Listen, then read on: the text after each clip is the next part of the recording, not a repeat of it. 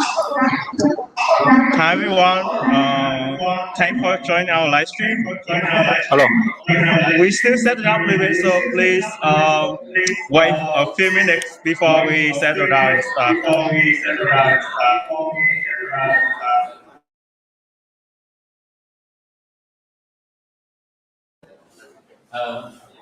Okay. Hello, Florina. Hello, Florina. Can you hear us? Okay. Hi. Can you say something? Hi. Amazing. Okay, hello everyone. So I think we can settle down a bit.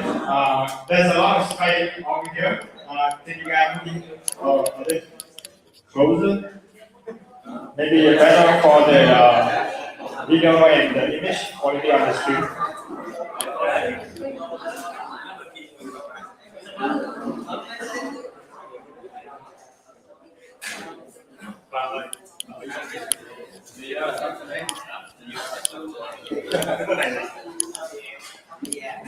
Okay, so disclaimer, we have this section streaming to channel, Facebook and YouTube. So if you guys are having some kind of privacy concern, so you can stay away with the camera.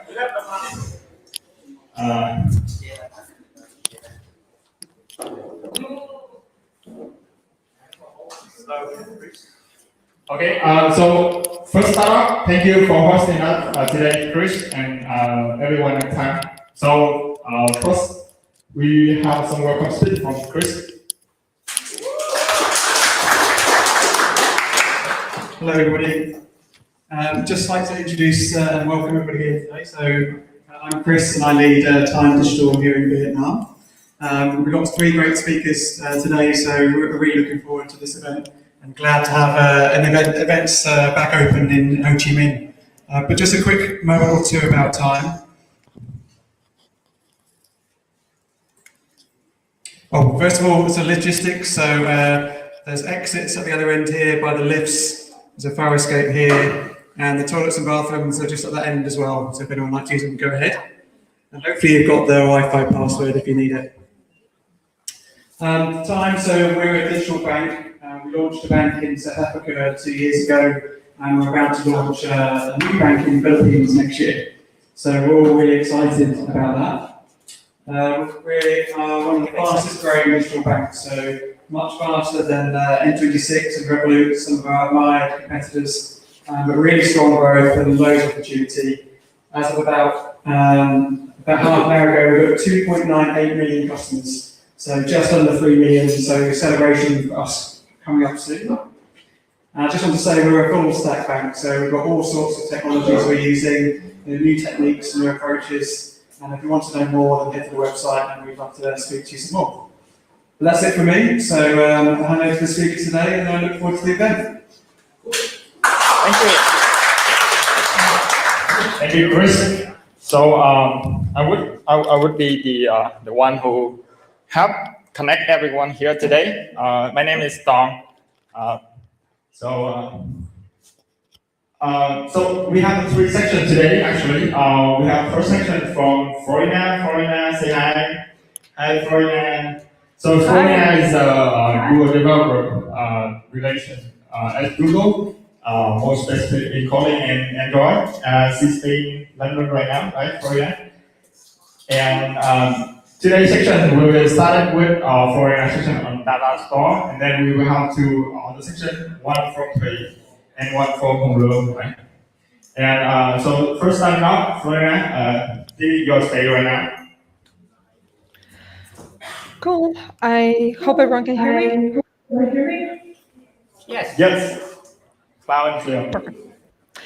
Cool. So today I want to tell you about DataStore. So DataStore was created as a replacement for SharedPreferences. And it has 2 different implementations, Preferences and Proto DataStore. Preferences DataStore allows us to save small primitive data in key value pairs, while Proto allows us to save small typed data backed by protocol buffers. But independent of which of these implementations you're using, under the hood, DataStore uses coroutines and flow. So you will be consuming the data that you're saving in DataStore using flow. So I said that DataStore is a replacement for shared preferences. But what's the problem with shared preferences? Why do we need a replacement for shared preferences? So shared preferences allow us to save small primitive data in key value pairs. So let's look a little bit at the API, but some of their advantages and disadvantages. So shared preferences has synchronous API.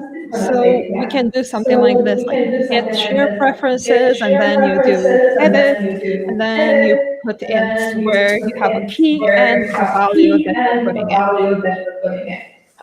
But the thing is that there's no type safety. So it's so easy to just say, you're putting in, but then when you're reading, you're putting in. There's nothing to guarantee this type.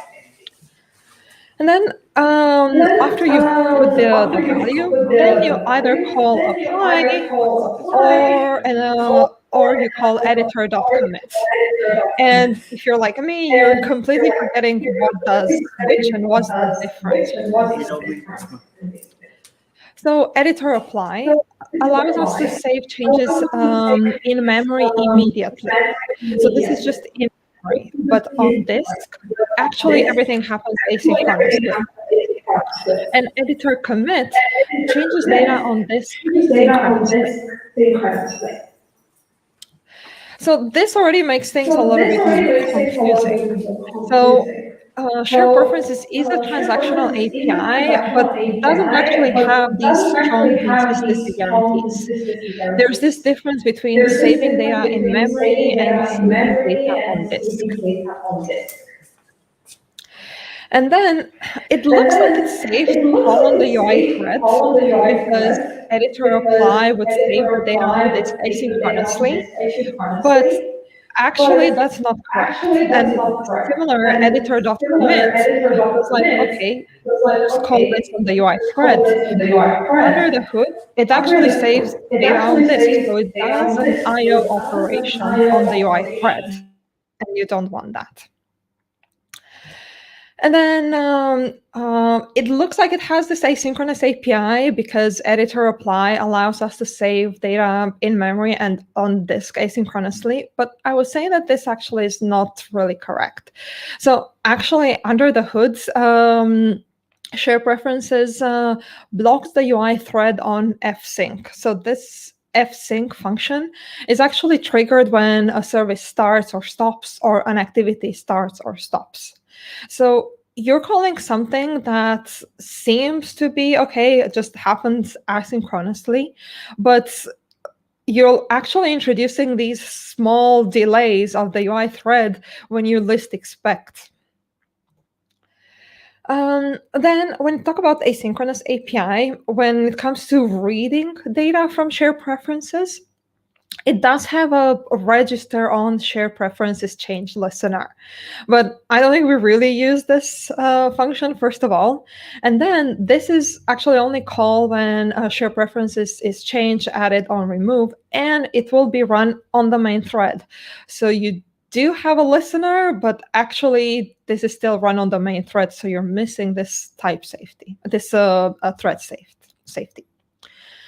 Then SharedPreferences can't signal errors. So if something happens, if, for example, it can't save the data in that file, because under the hood SharedPreferences just saves the data on a file, then you don't really know that happened. What it actually does, it just throws a runtime exceptions. So even if you have a parsing error, this is still thrown as runtime exceptions, and you can't really tell what happened, what was wrong with SharedPreferences, and you can't really handle it specifically. Then SharedPreferences can't handle migrations. So let's say that you have a value that initially you want to save it as a Boolean, but then you realize that value should actually be an enum. or an int. What do you do? How do you migrate from whatever you have in SharedPreferences to as a Boolean to int? SharedPreferences doesn't have that automatically, and you'll end up having to do some work. And then finally, SharedPreferences is not unbundled. So this means that pretty much what we see right now with SharedPreferences has been there since API level 1. And if we do want to have a better SharedPreferences, if we want to improve the API, then these changes need to be part of the Android OS. And this means that if that developers will only be able to actually use it when they are at, higher API levels. So the solution for all of this is DataStore. So DataStore allows us to have an asynchronous API that is safe to call on the UI thread, that can signal errors, that has a transactional API that can handle migrations, and that is unbundled, that you can easily update at any time. So you might wonder, okay, how about Room? Because Room in the end does all of these things. It has an asynchronous API, it doesn't block the UI thread, and so on. So the main difference between DataStore and Room is about the data that you should save. So you should not use DataStore if you're saving large sets of data. That's what Room is for. You shouldn't use DataStore if you need referential integrity or if you need to query data. So for anything that's like complex queries of data, that's Room. Similarly, if you just want to have partial updates of data, that's again not something that DataStore can do. That's the part where you should use Room. But if you just have small data that's simple and you don't have any queries to do, then that's the place where DataStore can help you. So actually, let's take an example. Let's see how we would use DataStore in production. So let's say that we have a to-do list application. And we have a flag there that says whether we should hide or show the tasks that are done. So let's see how we would implement this using DataStore. So I'll start with Preferences DataStore. So this allows us to save small primitive data in key value pairs. So to use DataStore, we would first have to build it. So we would do this using by Preferences DataStore delegate and passing in the user preferences name. So you see here that I'm actually creating DataStore as an extension property on context. And the type of this is DataStore of preferences. This preferences class that you see here has nothing to do with the SharedPreferences. It's a completely different class that's just defined in DataStore library. Under the hood, DataStore also saves data in a file. And actually, that file is also backed by protocol buffers, but that's something that for DataStore preferences is completely not seen by the API user, completely hidden. So let's say that we want to read the data. So we have this show completed flag that can change. Well, to do this, we just call datastore.data. So this returns a flow of preferences. But we're only interested in the show completed flag. So we would define this by using the Boolean preference key and the name of the key. So this tells DataStore that this key that we're defining just holds Boolean objects. So it allows us to get a bit of type safety. And then Preferences DataStore supports int, long, Boolean, float, and string for now. So then from datastore.data, we just need to map. And then from the preferences object, we just get our preferences of show completed key. And that's all. We're also saying that if the value doesn't exist, then we're defaulting to false. Okay, but what if there's an error? Well, if we have an exception, we can just catch it in the same way we would do for any other flow exception handling. So we can use the catch block. So DataStore will throw an exception, an I/O exception, if there's an error encountered while reading data. So this means that in this case, we can just return a default value for our data, or we can throw the exception if it's not an I/O exception, and we can maybe handle it somewhere upstream. When it comes to saving data in DataStore, then we use datastore.edit. So this is a suspend function. So datastore.edit gives us access to a set of mutable preferences. So this means that we can set the value for our show completed key. So what's important with this is that writing data is an atomic read, modify, write operation. So this means that when you're calling datastore.edit, then that's the point where the latest value is read.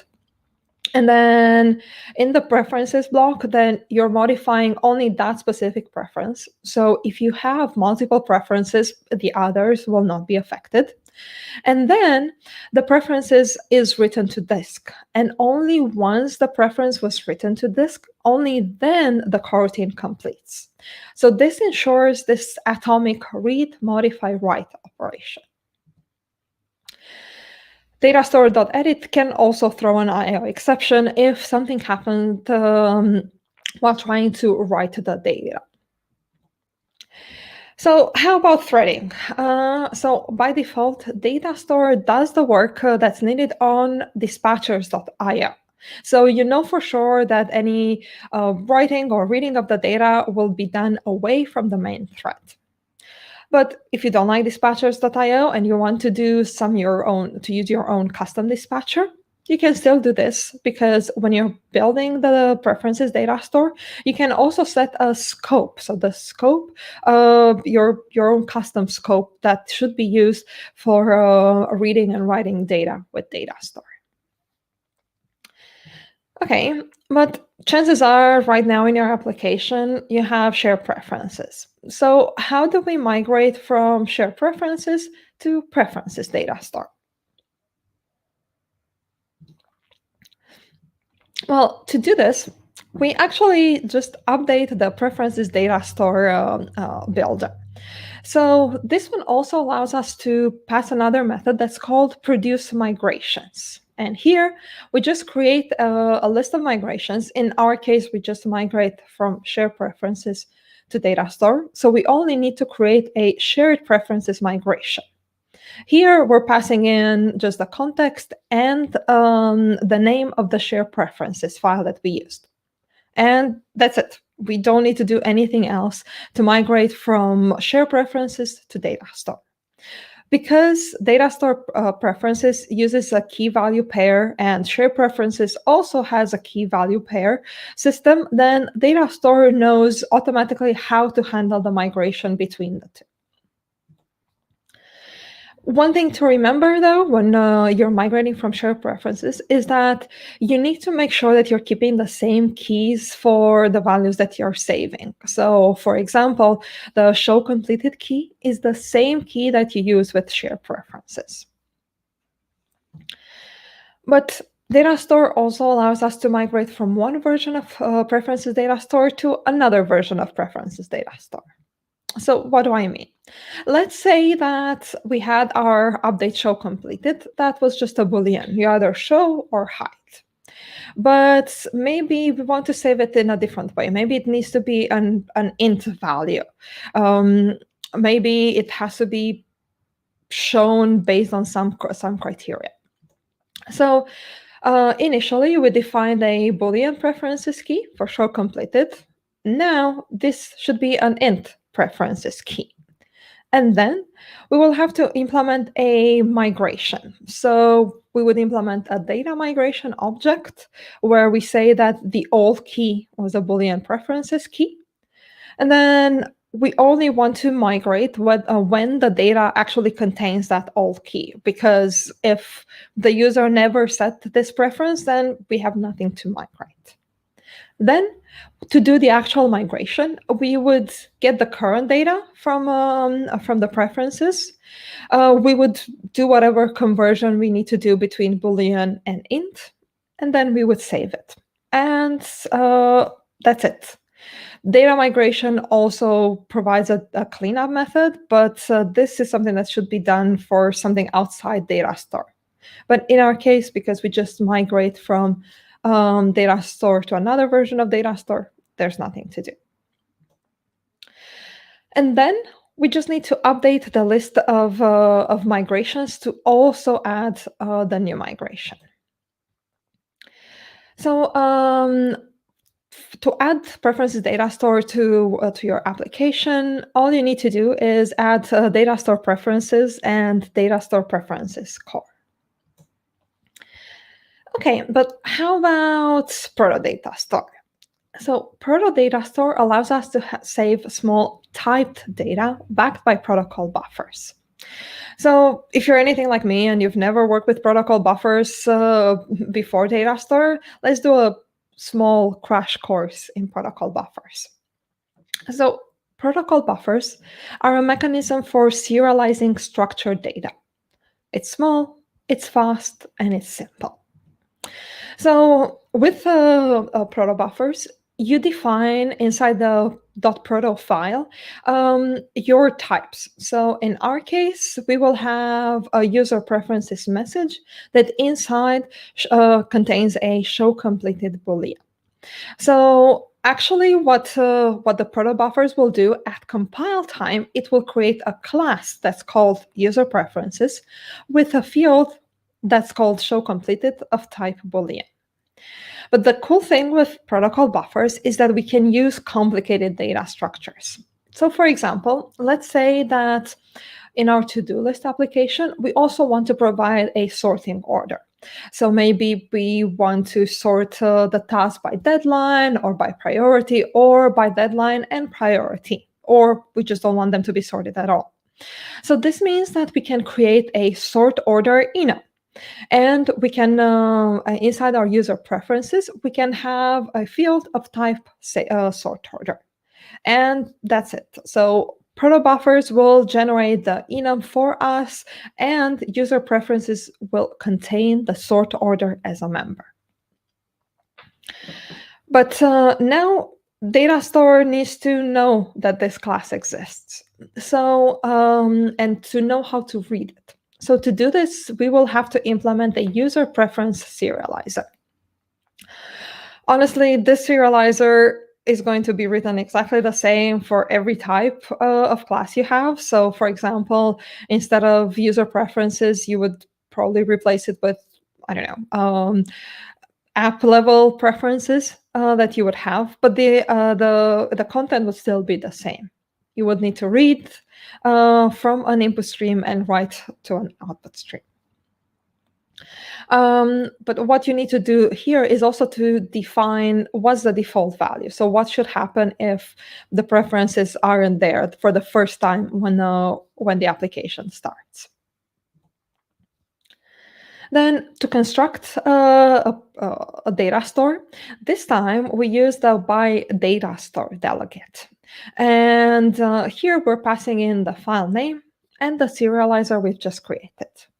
But if you notice, right now we have a data store of user preferences. So this is the object we created. We no longer work with the preferences object that we did in Preferences DataStore. So this means that directly we work with the data we defined. So when we read data, we just do datastore.data, and we get a flow of user preferences. Then if we just want to get the show completed, then we can just map that flow and then get the value that we're interested in. So what's important to remember, both with DataStore preferences and with Proto, this flow will emit whenever anything that's saved in that data store is changed. So for example, if here we would have some other elements in the user preferences, whenever one of them has changed, this entire flow will emit again.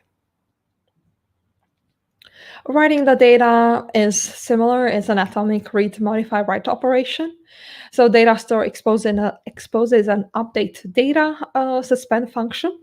But here we're getting our user preferences object. So this one is immutable, so we would have to convert it to a builder, and then set the value that we want to change, and then call build again. And that's it. Then to migrate from SharedPreferences to Proto DataStore is a little bit more complicated. And that's because we no longer have this very simple key value pair that we can convert.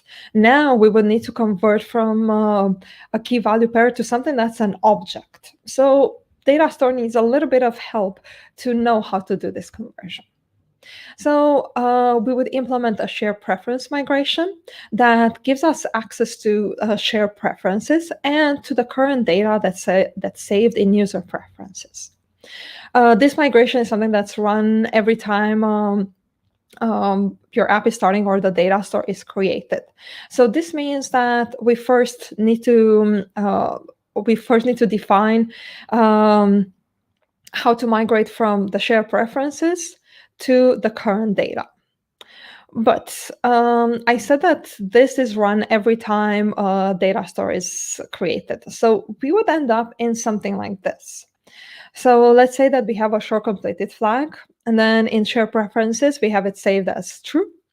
And then the default value for data store is false. So when we're migrating from shared preferences to data store, then we're saving the same value from shared preferences to data store. So now data store is true. But then let's say that our user is modifying the application. So it sets show completed to false. The user then closes the application, and then next time the app is opened, the migrations are run. So this means that by default, our app would just try to copy the value from shared preferences. That's not really true. That's not really needed anymore because we've already migrated. So we would need a way to tell that, hey, we've already migrated this code. And so here we need to add another flag that says shared preferences migration done. So then when we do our migration, we will just have to see, did we actually do the migration? And if not, only then migrate it. Otherwise, if we already did the migration, then just save it. Then we will have to update the data store delegate to add the shared preferences migration we implemented to the list of produced migrations. And let's take another example. Let's say that our app is a little bit more complex. Let's say that we need to show whether a task was completed or not. We need to have a sort order, but we also have more like app-wide settings, like whether notifications should be enabled or whether the user should confirm before doing an operation. So I think initially you would be tempted to put all of this in one data store because I think that's kind of what we tended to do with shared preferences. But the thing with data store is that it's easy to split the data. It's the same kind of principle that you would apply for any other data structure creation. You want to keep data separate based on their responsibilities. So you could create a to-do list preferences and an app preferences data store. So completely two different data store implementations that are only used when they're needed. So for example, the to-do list data store should only be instantiated and used when the to-do list screen is visible, while this app level data store could be instantiated when the app is started. So keep that in mind when you're creating the data store objects.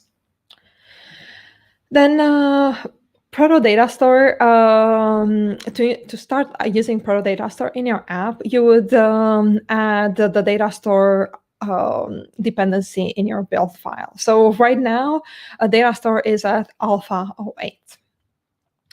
So I've been talking about Kotlin support, but how about Java support? Well, DataStore also supports Java, and more precisely, it supports RxJava 2 and RxJava 3. So if you haven't migrated yet to Kotlin or you're not using yet coroutines in your app, then using DataStore with RxJava is one option to do this. The API is quite simple, or similar with DataStore. So you would use an Rx preference DataStore builder, and then to read the data, you would still create the same way the preferences keys, and then DataStore.data is now a flowable instead of being a flow. So it's a flowable from Rx Java, and then you can just map it as you would with any other flowable. And then to save the data, then you would use DataStore update data async, and you would return a single. So the single should signal when the data finished saving. And that's it. So let's do a quick recap. So preferences and Proto DataStore. Preferences allow you to save small primitive data in key value pairs, and Proto DataStore allows you to save small typed data backed by protocol buffers. They don't really have a synchronous API, but if you really want to use a synchronous API, one thing you would do is use run blocking and then do DataStore.data first. But this is not something that I would recommend. So by default, DataStore wants to discourage you to use this in a synchronous way, just because you are doing an I/O operation, and that is blocking the UI thread. So try avoiding this. Then DataStore has an asynchronous API. You're able to read data in a flow and write data using a suspend function. It's safe to call on the UI thread because everything happens on dispatcher.io, but you can also set your own dispatcher. It can signal errors because I/O exception is thrown if there are any parsing errors while reading or writing data. It provides a transactional API with strong consistency guarantees. So you know that you have an atomic read, update, write operation. It handles data migration, both from shared preferences, but also from different versions of DataStore. And Proto DataStore also provides type safety. So we're able to create our own object to work with. There are two features that are often requested and we have issues for. So one is support for encryption. So being able to do similar work that you would be doing with encrypted DataStore, and multi-process support. So if this is something that you're interested in, then follow those issues. And then finally, DataStore is unbundled. So this is what allowed us to go from Alpha 1 to Alpha 8 quite quickly in the last few months. So if you want to read more about DataStore, please check out our documentation. And to do some hands-on work with the DataStore, we have two code labs, one for preferences and one for Proto DataStore.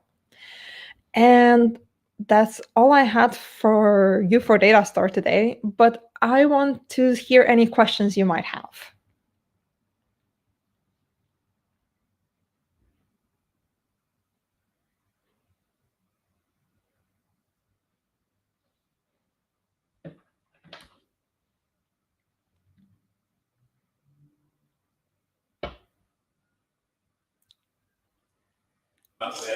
Is the mic on?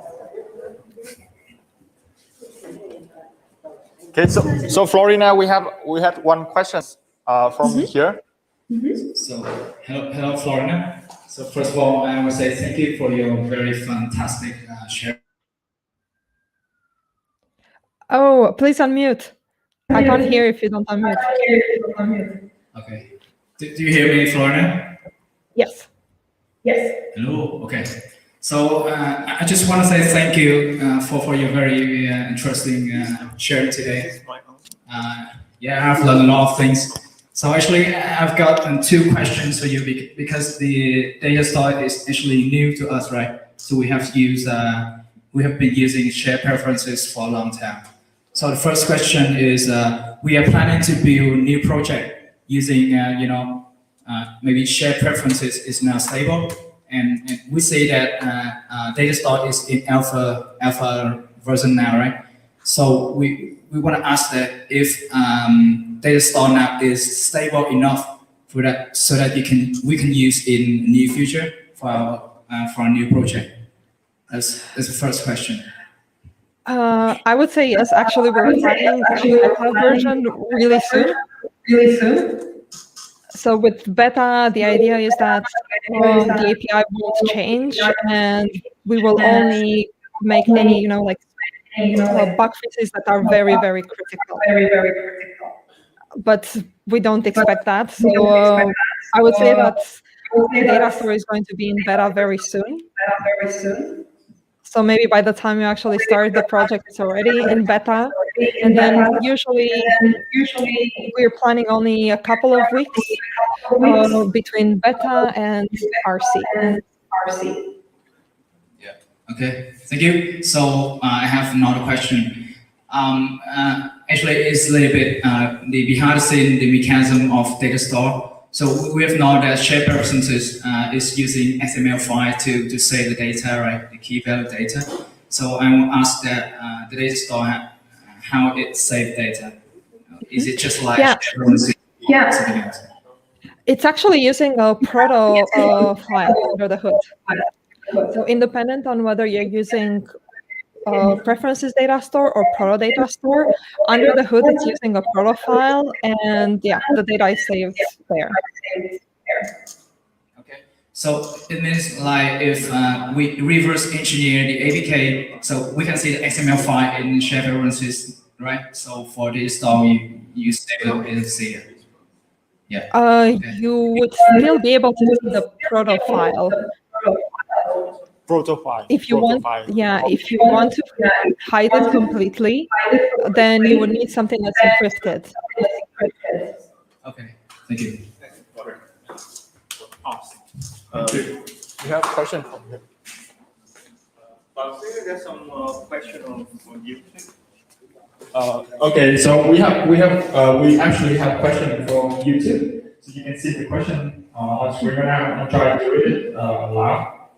So I heard there's something like preference fragment from compact packets that is using DataStore under the hood instead of SharedPreference. Still using that library to use SharedPreference quickly. So the question is. Yeah. So. It is possible to replace SharedPreferences in the preferences fragment. Actually, the DataStore implementation, so the Android X version, the Android X code, does this. So in some of the tests, you can actually see how this is done. So there isn't something that's like out of the box, but it can be implemented. Okay, thank you. We have a question.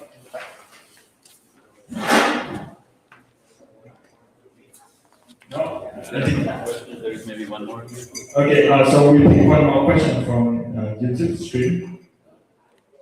So the question is, how long did it take you to develop the DataStore? I actually don't know, because I know that actually DataStore was started as a project in Google. So they were using this implementation as a replacement for SharedPreferences. And then they decided that this kind of implementation should just be made public. So then the first alpha for DataStore was published, I think, last year in August, September. And then we're hoping to go beta soon. You have that DataStore project public on Google Source Code or GitHub? Yeah, so DataStore is part of Android X, so you're able to see the code there. Okay, awesome. So we can just check the first commit and that repository how long it takes. Okay. Yeah. Okay, I think that's all the questions that we got so far. So thank you, Florina, and we will get some minutes for preparation for the next speaker. Thank you again, Florina. Thank you for having me.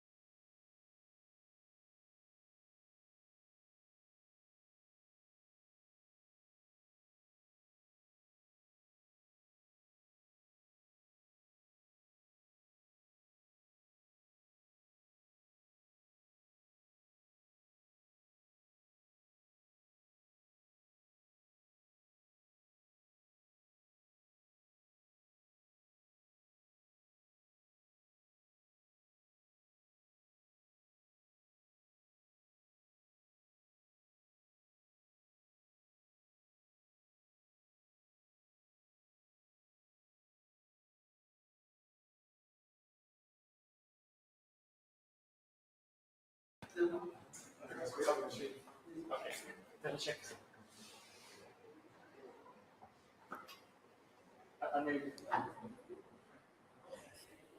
the technical problem.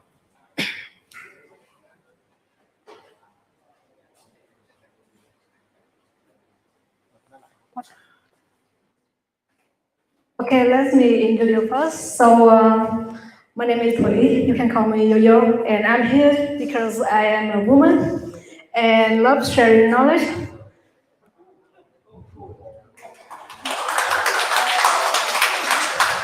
Okay, before start, to this digest into the coroutine. So we will see the problem in the Android development that we need synchronous programming. We can see that in Android, we want to execute a long running task in the background thread, and then we back to the main thread to update the UI. If not, if we block the app, and the app not responding, error will be occur. So there's a lot of ways to do asynchronous programming in Android, like we use Kotlin or threading. But now I want to give you how to use the coroutine to do that. Let's see what is Kotlin and the architecture of it. So actually, coroutine has a coroutine scope and coroutine context and some extension function tasks for it to create a new coroutine and cancel it. So what is coroutine scope? So the coroutine scope is help us to wait for the child coroutine to complete or cancel the coroutine when either any child coroutine is failed, or even we So and then in the next the coroutine scope you have coroutine context. And coroutine context is a set of items. It can be the job, a dispatcher, name, continuous interceptor, and exception handler. And inside a coroutine scope, we can create a child coroutine scope by using some extension function like launch, async, and cancel. Let's see example. In here you can see that the coroutine is like the child coroutine will inherit the context from the parent coroutine. You can see that in here we have parent scope, and from that we will select a new coroutine by using learn here. So the context of the child scope will be compiled between the parent scope and its scope. You can see. And there are two ways to set a new coroutine. The first is launch. Easy return a job that allow us to cancel the coroutine, and we can use join function to cancel the coroutine. And the second method is you async, and when you want to get a value after the coroutine skills is complete, if you return a value, so you should use async. If not, you should use launch. And to spend the async functions, we should use away. Sometimes you see some coroutine example on some example. You will see some people will use run plugin.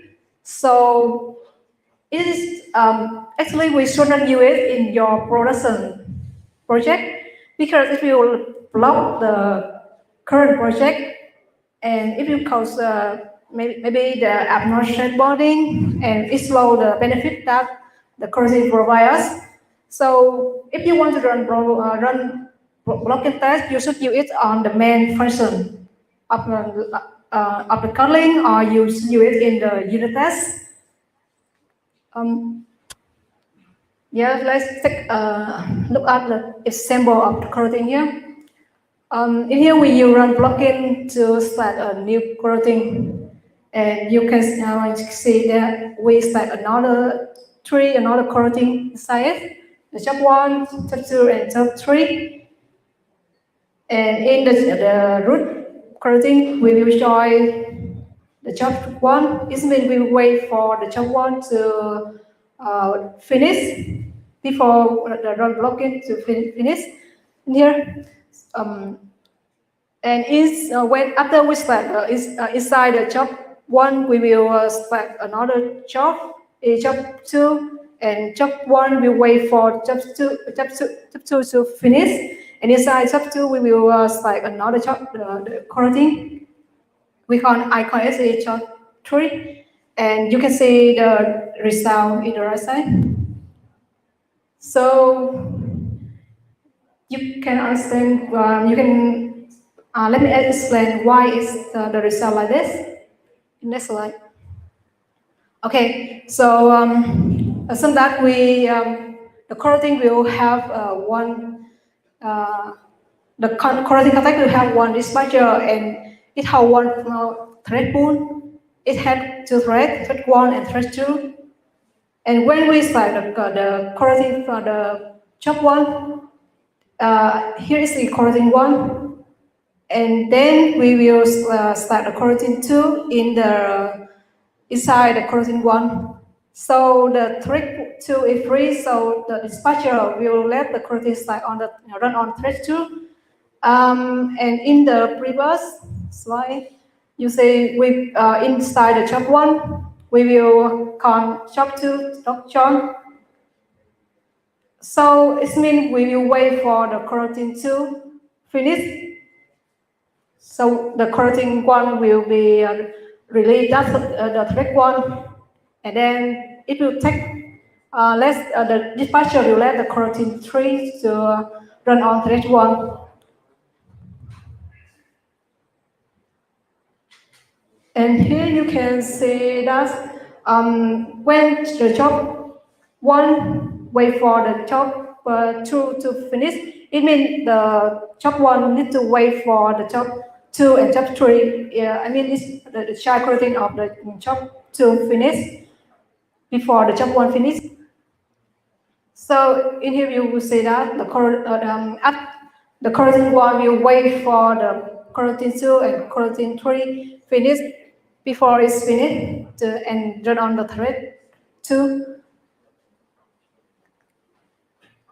Okay, let's see. So in Android development, you guys will usually get the issue on memory leak when you cannot relay the result, cannot give the reference of the view or something like that, and that is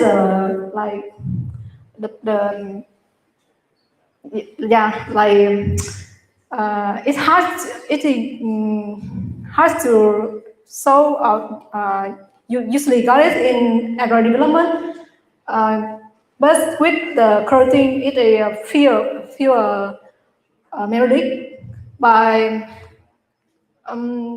So how we can to avoid or reduce the memory leak in Android with coroutine? If you are using a view model, a component that Google provides us, when you learn the coroutine inside it, you can use a view model scope. So the coroutine inside it will be canceled when the view model is clear. Or in the activity and fragment, you can use the life cycle scope to learn to start the coroutine on this. The coroutine in the life cycle scope will be canceled when the life cycle is destroyed. Yeah, so by this way you can make sure that the background job will be canceled before when your fragment activity is destroyed. Okay, let's go to the next problem that we usually got on need to show on the Android development. So sometimes we need to wait for the result from the single source callback API and then return the result to the caller. The one example that I see that we usually use the retrofit to get the data from the server. Then the callback will return the data on the complete. And if there is any error, it will return on the end of hello. So how can we do that? By using the coroutine.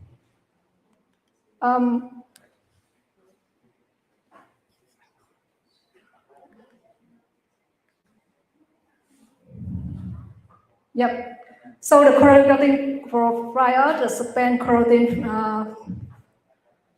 the intention here. So what is this? What is the in here it will provide us one continuation, and indeed it has two versions in resume and resume with exception. You can see that when we send a request to the server, we cannot wait for it to return the result at the regular function. So we will use span coroutine, and on the callback we will use continuation and resume the value. Maybe you on the failure we can resume with exception.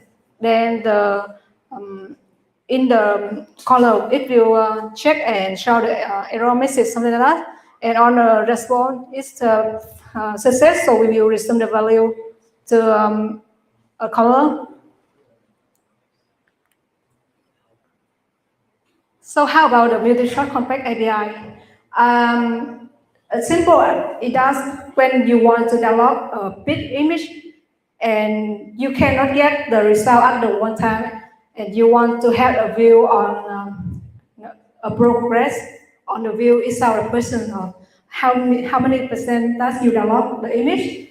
So will you use how can we do that with coroutine? So we will use flow. Yes, it can emit multiple times. It is similar to the observable of the reactive programming. Let's move to the more. I think another important thing that we need to care when using the coroutine, that is exception handling, because it's the behavior maybe is the same as a number way that we usually do. Yes, you can see that in the two example. Two code example is similar, but the third slide is different. But the first code snippet will not throw exception, but the second will throw the exception. You know why? Actually, the cancellation exception is inherited from the exception. So why the first code snippet will not throw exception? That is because the coroutine scope will receive the cancellation exception as a cancel signal. So it will ignore. When it receives the cancellation exception, it will not like grasp the code, but exception in the right side will be through. So that is that's why we need to care to be careful about the cancellation exception in coroutine. Let's see here. So you can see in the example, it is problem here. The delay function here is the built-in span function of the Kotlin. So what is span function in the Kotlin? So the span function in Kotlin is similar to the regular function, but it will be reverted by the compiler to a regular function with an addition parameter called continuation. And this class has this interface will have two functions is the resume and resume with exception. So the spend function can be start, can be resume, and can be pause.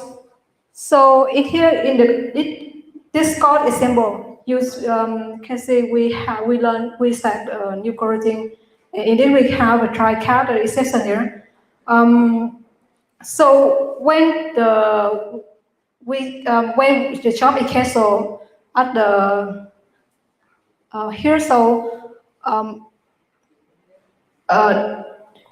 while we cancel the job here, so it is delayed 1 second over there. So if you through the spend function will check if the coroutine scope is cancelled, it will throw the cancellation exception.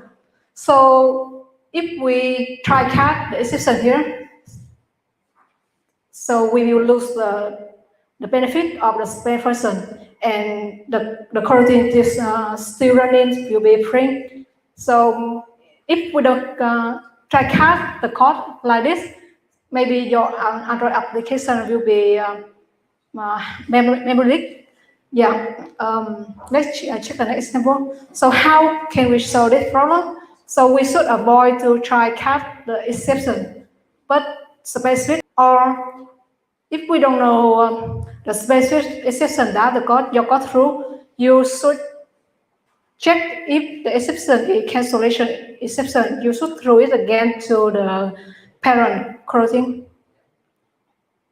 So in the code, you cannot say the coroutine still running anymore. Yeah, so don't catch cancellation exception in the coroutine. Yeah, so next, let's say another wrong way to try catch the exception in the coroutine. You can see that in here we start to coroutine, and in the second coroutine we throw the runtime exception, and we grab the second coroutine inside the try catch block. So, but even we try catch, but the code still crashes, and it throw the runtime exception. So why? As based on our knowledge and experience about try catch block, so we expect every exception should be try catch inside the try, and then catch and return to the catch block. But it not work in this case in the coroutine. So the exception in the coroutine will like it throw back to the parent in another way in the hierarchy of the coroutine. So the try catch here will not work. So how can we try catch in the coroutine in the right way? So when you use coroutine scope, you should try cut the exception by using create one instance of the coroutine exception handler and set it to the context, add a coroutine context of your coroutine. So when any child coroutine through exception, the root coroutine will catch it and execute the function inside of the coroutine exception handler.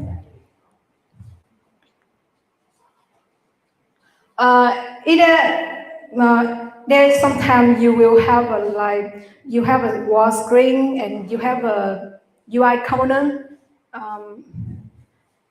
You plug the data from the server in many resources, and one UI component will show the edge data from edge data resource. So if one coroutine fails, you still want to continue another coroutine and log the data for another view component. So how can we do that? Actually, the coroutine provides us to solution. That is the supervisor job and supervisor scope. So what is different between the supervisor scope and the coroutine scope? So the coroutine scope, the relationship between from the root coroutine to the child coroutine, it will be the bi-directional relationship. So it means the parent coroutine can cancel the coroutine, and it will send a signal to the child coroutine. And if the child coroutine, any child coroutine through exception, then it will throw back to the parent coroutine, and coroutine will be cancelled.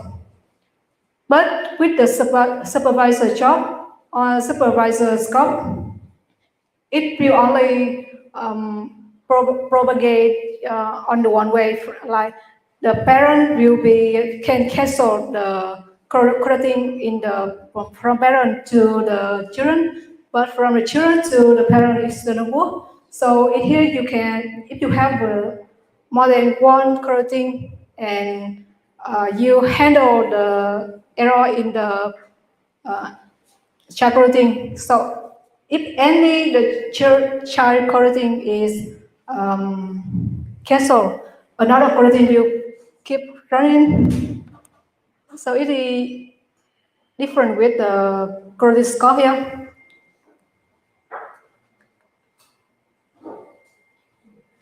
Yes. So another problem that when we use asynchronous programming is share mutable state.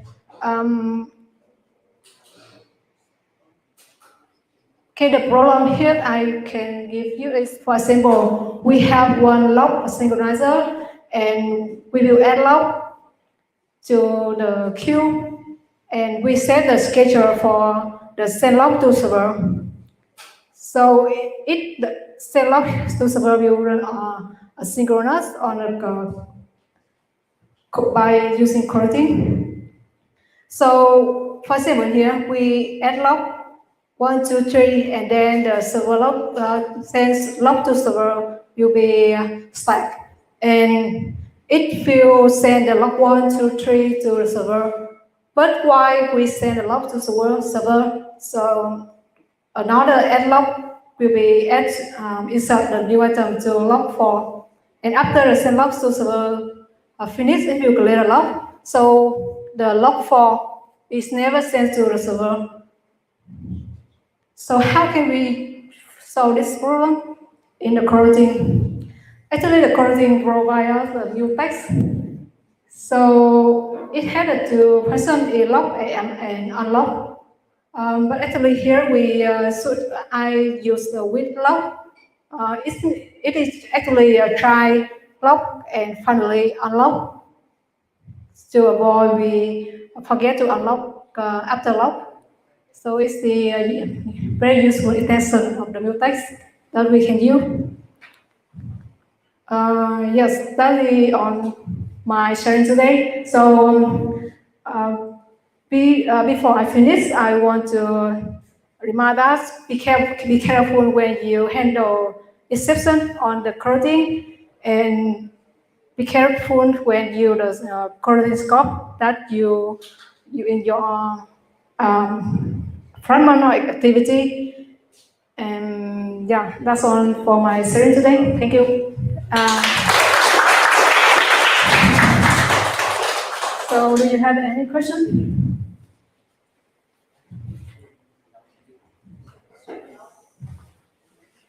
I'm looking for hands.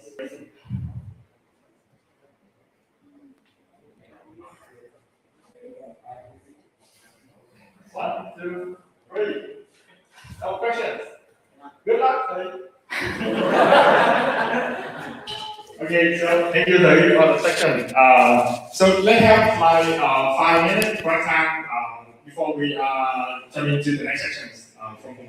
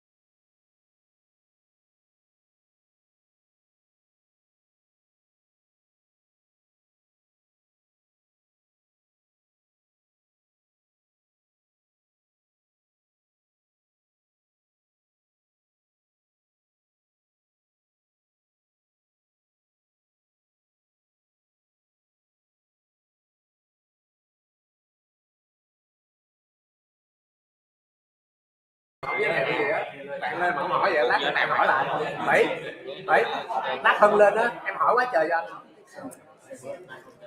Lần sau nhậu là chị chết đó nha.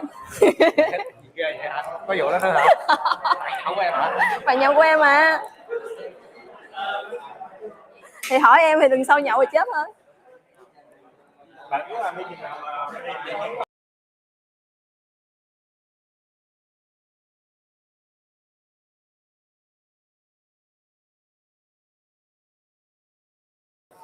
Em có nói lại đúng không?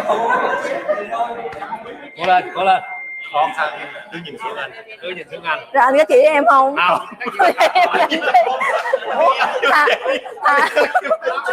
Nhìn thôi, tao chỉ nhìn. Ê, cái xong có cái gì đấy à? Run. Mắt mặt với chị Thủy lông lá rồi sao mà hỏi được. Ôi, bạn hả?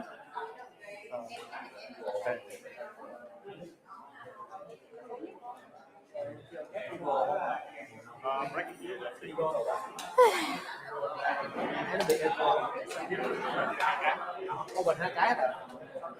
Cái 2 cái.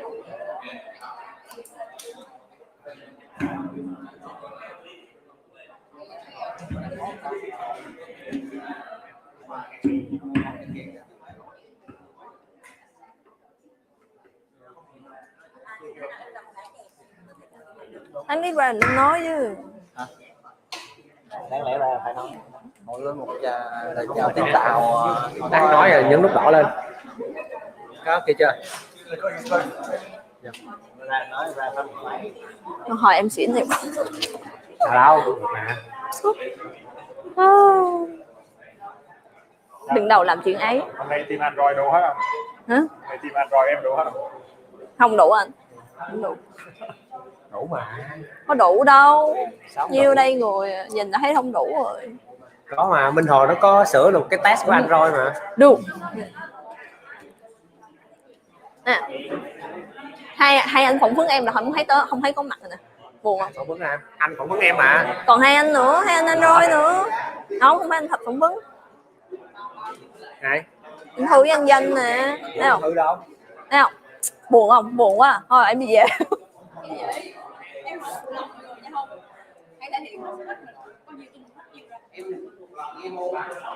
Sao mà thuộc lòng nói khi mà đổi qua tiếng Anh?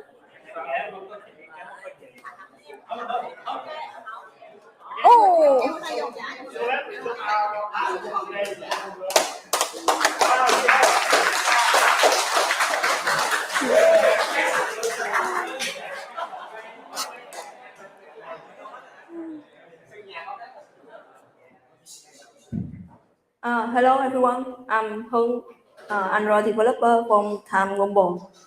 I'm also a member from a team which is building a new framework in our company. And today I will share about a case study of building digital banking in Android.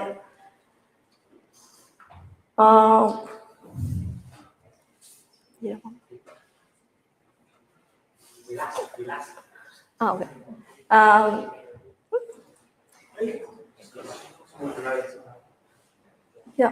I will talk about from the first time we are building the digital banking and to present and our future plan. First, I want to introduce our product that is Tyme. Tyme is a digital banking in South Africa, and we have on both Android and iOS platform. In Android, we have two products. One in the smartphone, we always call it Smart App, and the second is the kiosk. Kiosk is the you can see in your left hand the picture. It looks like our ATM machine in Vietnam, but the function is different.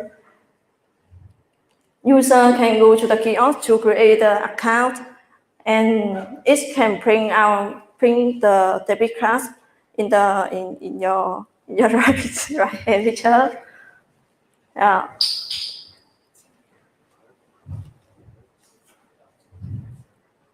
And our Android application is go live about near 2 years, and we reach 3 million customers, and the active customer is 600,000, and it's really big customer. And as you know, it is the banking application, so we will have many normal feature like our Vietnam banking application.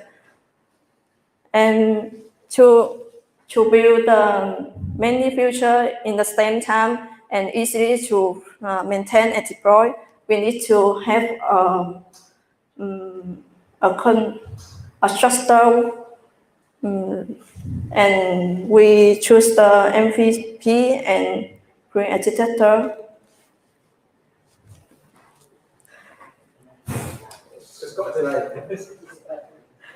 Okay. Yeah.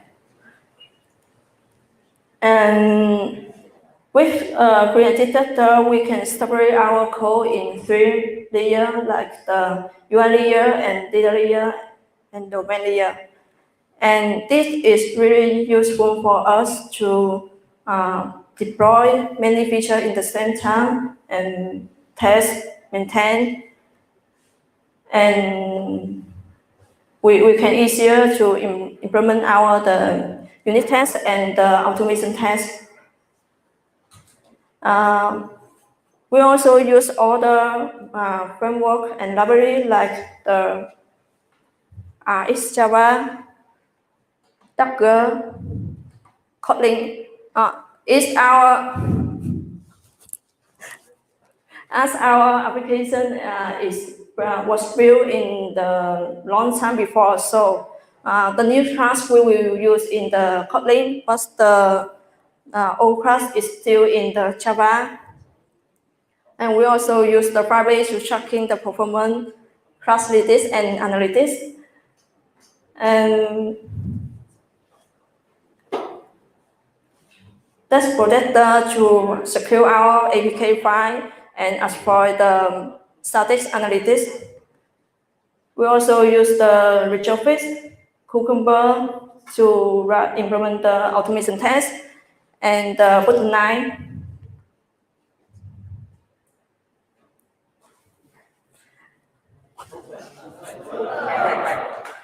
Nhảy ra rồi.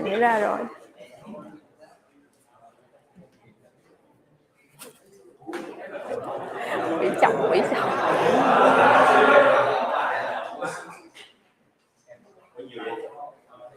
Vui. Next slide.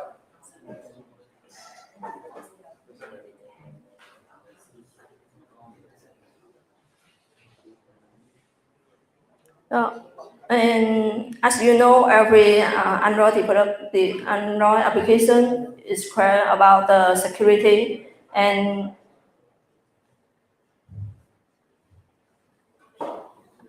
our application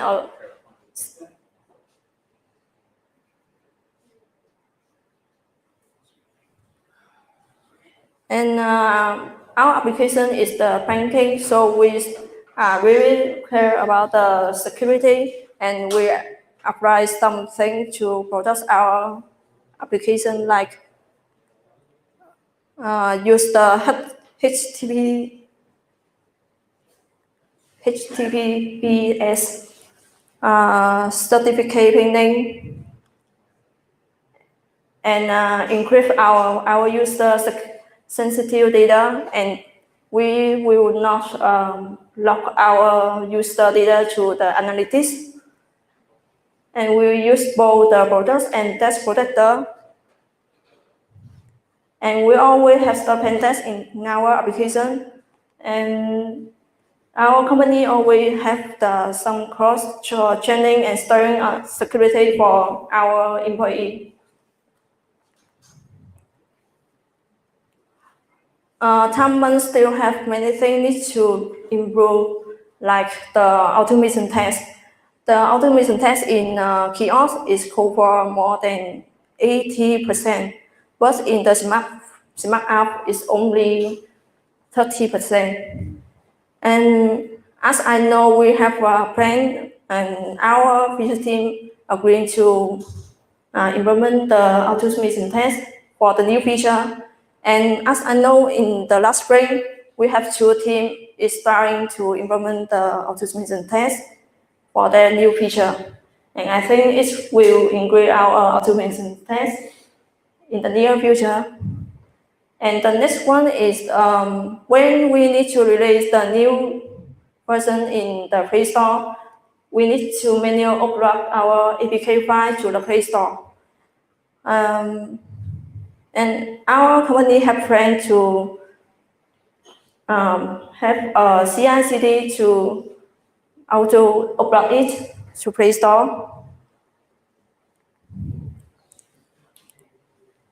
And now Tyme have a chance to start in the new area, that is the Philippines. And this also a chance for our development to review our current framework, current technology, and apply the new ones in the Philippines. And our Android community have planned to apply something like the modularization, dynamic feature, MVVM and green, navigation component,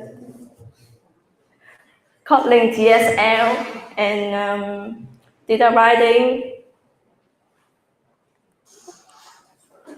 Docker Hill, Coroutines, and Flow.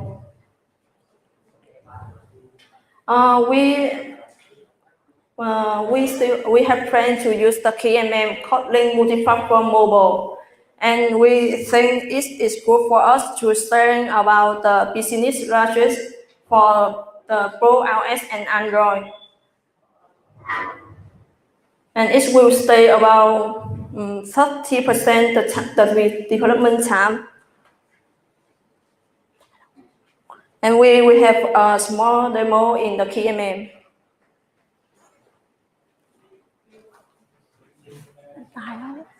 Anh Tài đâu? Demo.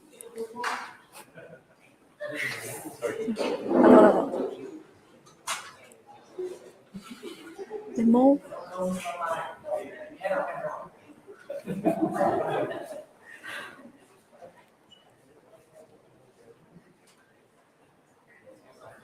Demo. Okay.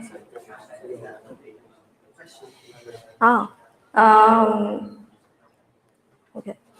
We have a small demo in KMM with this way.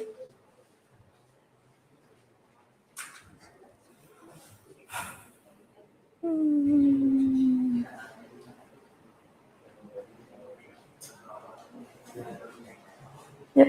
First, you can see we have the Android and iOS device, and each character will have its name that is different. And now we will map the name to all the name is all its time. To all its time. Yeah. So just we change cost only once you place, and you just take this break your time. We will map it with its name to all its time, and now we will build in iOS first.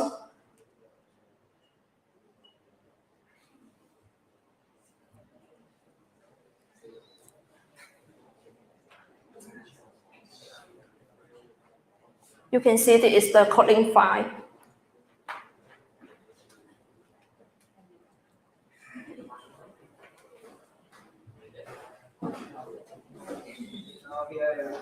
Here is just for the iOS. We matched by Kotlin. So, okay, here's the results here. For iOS, it's all in the time. So, for results for Android, we need to So let me show you for an overview. Maybe it takes a long time. Do you have any question about this thing? Okay, When we're waiting for building the Android Android application, do you guys have any question for us?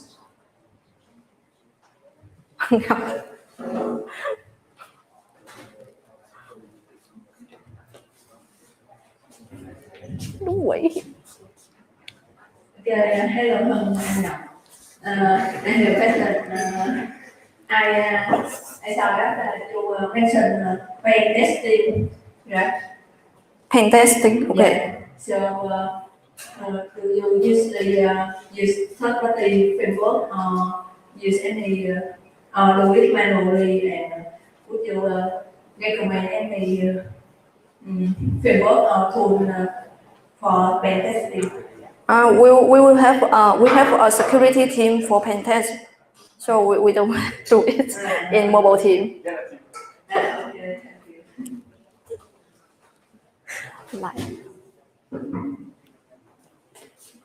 you. Any other question?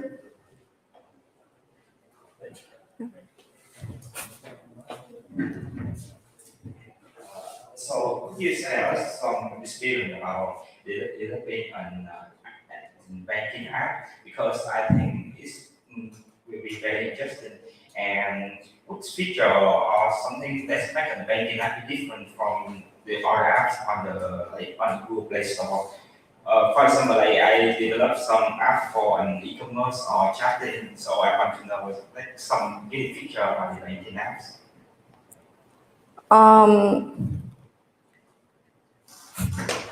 Chris, take the question. Got a ball. I think a couple of things that we've seen in e-commerce would have been the security sort of part. So absolute protection of data, making sure it's encrypted, although we see that as being common in many applications today, but a heightened level of requirement with banking.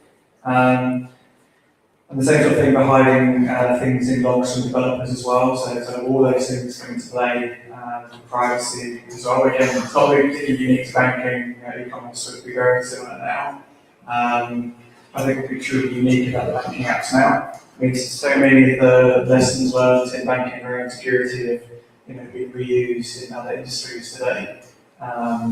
Probably like at the moment, there's probably a heightened sort of set of people trying to crack and develop banking apps, and probably straight ones in the App Store. You certainly see that in other industries now as well. So yeah, it's probably sort of nothing that's sort of feature-wise truly unique, but typically some of the security things are sort of slightly ahead of the curve compared to other industries, or banks will experience the problems before they've tried them out with everybody else. Maybe a few things like that.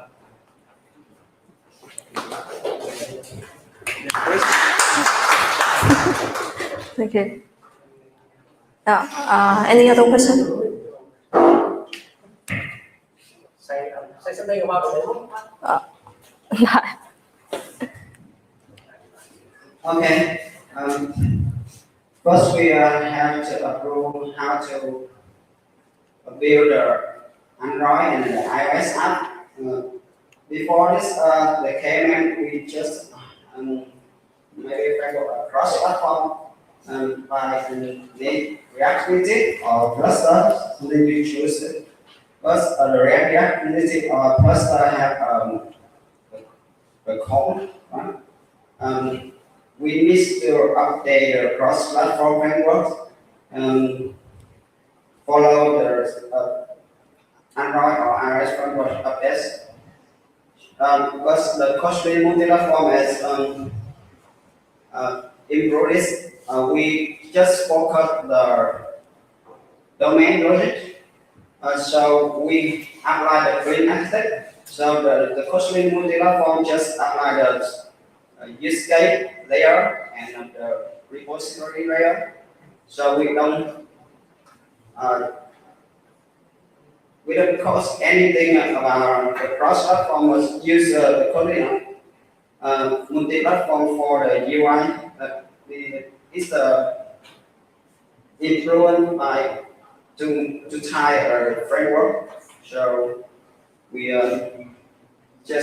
we will cut down maybe 30% the cost for the building the app for the both framework Android and iOS.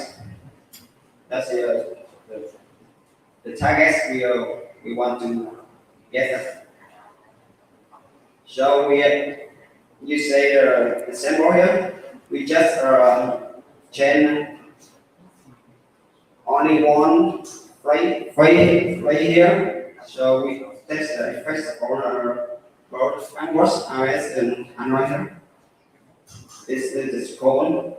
Maybe the time with the first company in Vietnam to apply this maybe next for us.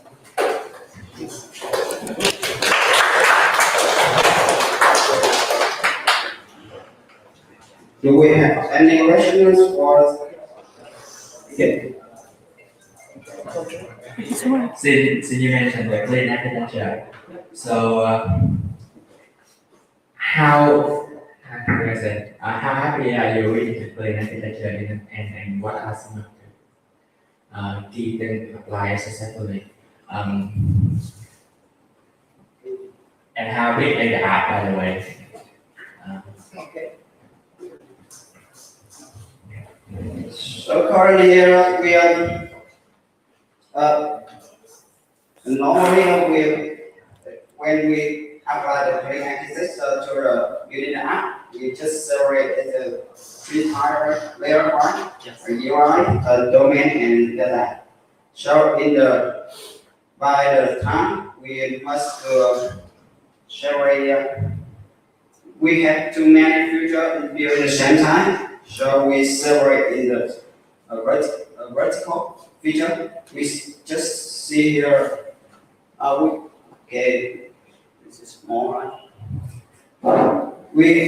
You see here we have three feature here.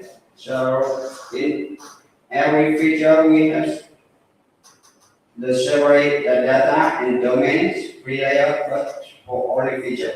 So when we have changed the feature to another technology, we change this up, but less basically. Easy. Yeah, so our team also applied clean architecture, but the developer criticized having too many developers got in it had too many layers, right? We can usually create more layers, mean that we need to define more library, and in the end, it makes the app more complex.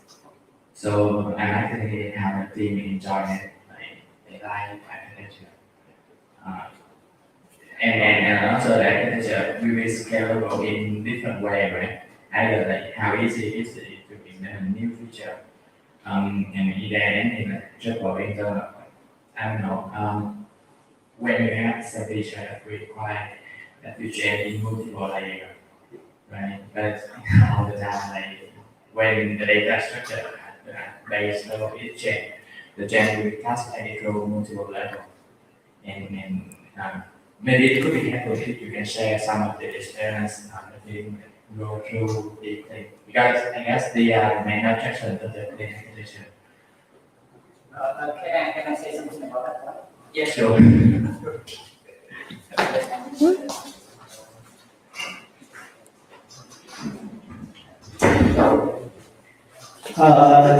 To be honest, honestly, we are working with the architecture for a while, almost 3 years.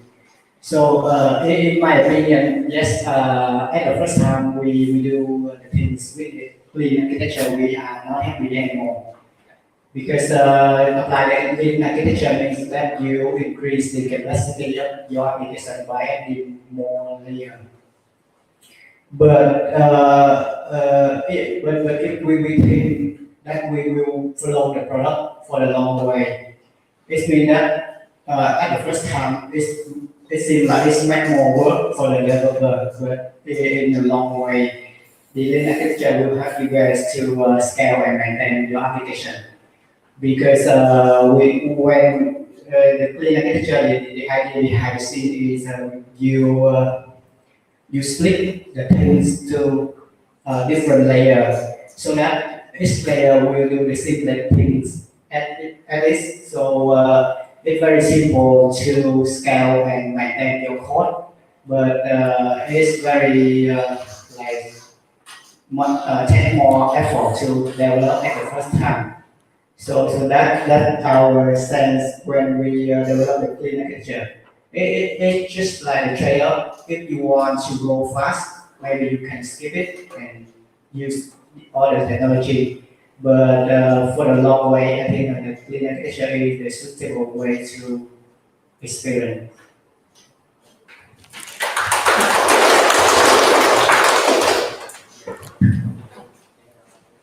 I would like to share about the languages as well. Coordinator, I'm trying to keep myself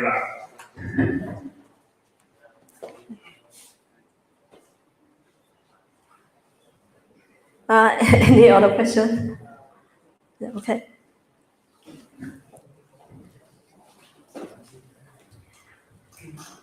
Yeah, I'm really excited about the KMM. So I have a question to you. Have any method to evaluate the build time, combine time of KMM? Because you know the build time will affect to our development process. So we evaluate the build time of combine time of KMM.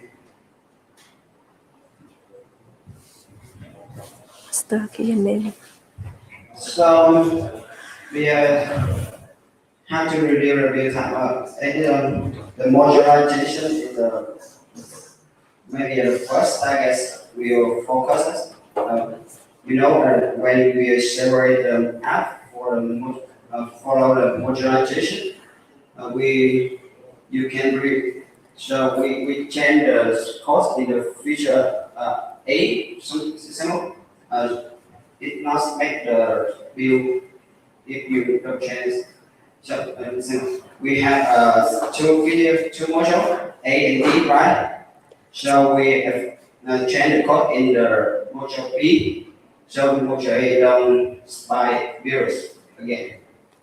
So you can reduce time is if you separate the app for the vertical. Maybe until you separate after the horizontal, right? 3-layer UI data domain. So you can separate out for features by vertical. Maybe this is by layer or by business. We just combine two layer and business. So I just want to add a little bit of the answer. So mentioning about the build time, the compile time for KMM, right? So I just mentioned that if you're building Android, it's using Kotlin, right? So Kotlin is compiled to Java and Java to the class, right? So there is going to be no effect of the build time. And for iOS, it is compiled from Kotlin to the native code. So I think it's just normal. There is going to be no effect for the KMM when it comes to build time. Yeah. So, are you okay with this?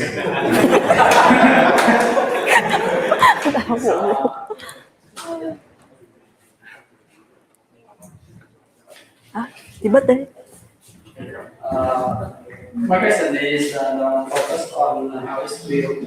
I just want to, because you researched about the KMM in your company, so I want to know that did you evaluate the build time of KMM module in your projects? In the small project, it's not maybe not the problem, but in the big projects, how it affect your development? The KMM, you can organize it just a library, just for library for domain data, we can ship it to the server, maybe Gprop or something. It's a short library repository.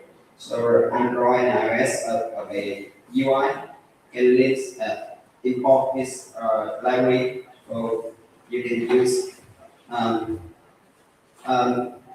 domain and the data, not straight right, just build only one for both framework. And we are, after the finish the build, the data and domain, we ship it in the libraries repository. So the Android app and UI, the iOS app can download it in the app and use just a library. Okay. Any other questions on this? No. Okay. Great. So I have a question about Binh architecture. So as I understand, when following Binh architecture, when we create a new module, we have to create lots of class to cover different layers for it, right? So do you use any shortcut to simple and reduce the time to copy and paste the class? Có. So we have worked it's an air programming, not copy paste, right? So you must copy paste the code to must complete to write this simple. We don't just do it here.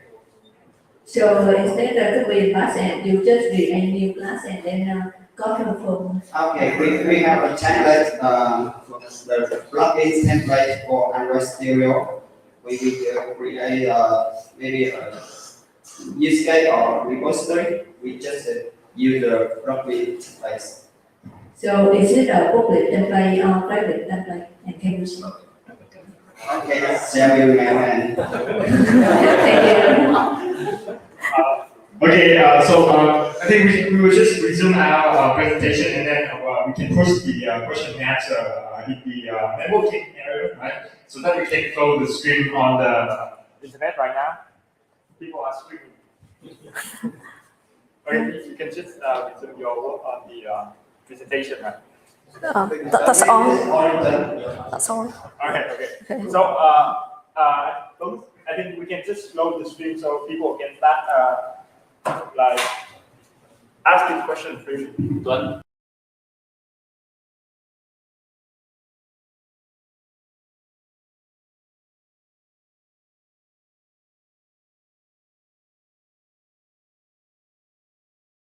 Thanks for joining. We will end the stream now.